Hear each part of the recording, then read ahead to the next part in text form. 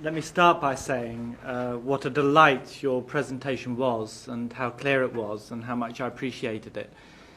And there are so many questions I would like to ask, but I'm very aware that there are others who want to ask questions too, so let me just pick one. And that was, I was interested in the way in which you reconciled the story of natural selection and Darwinian evolution, appropriately modified, with the Quranic insights about human anthropology.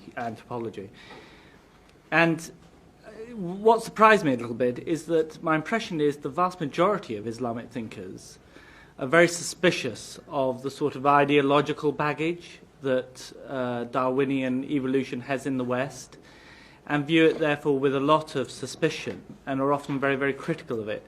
But you seem to be quite happy to talk about the fact that certainly the animal, human, did evolve from,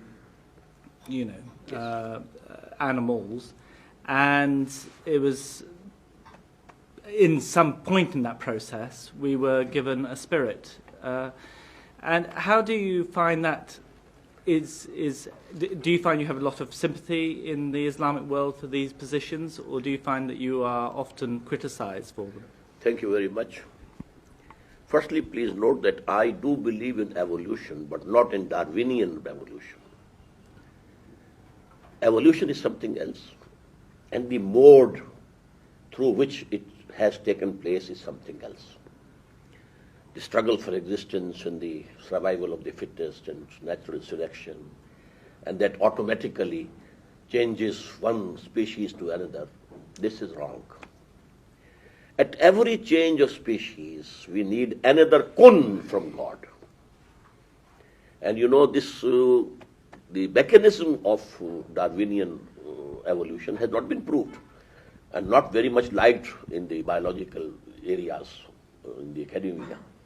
So every time we have to have a kun, and that change becomes from Allah subhanahu wa ta'ala. Now actually the damage that Darwinian evolution has done to humanity is because of the focus on the animal being only. Man is not an animal being only. He is a spiritual being also.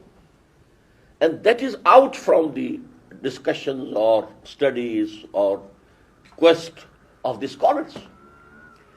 This spiritual existence has not come through evolution. It is direct from Allah, direct from God. So because I said it is the calamity and the tragedy of modern mind, that we have just shut our eyes from that side.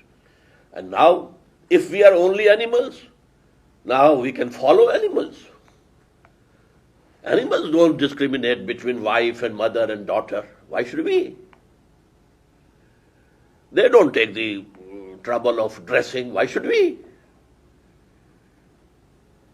This civilization has gone down to the animal level because the other aspects are absolutely out of sight.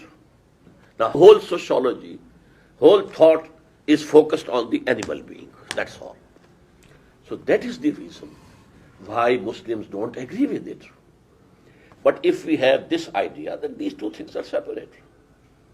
This animal being has come through evolution, but for every change in the species was due to another new fresh command from Allah subhanahu wa ta'ala. Kun. And so it has happened.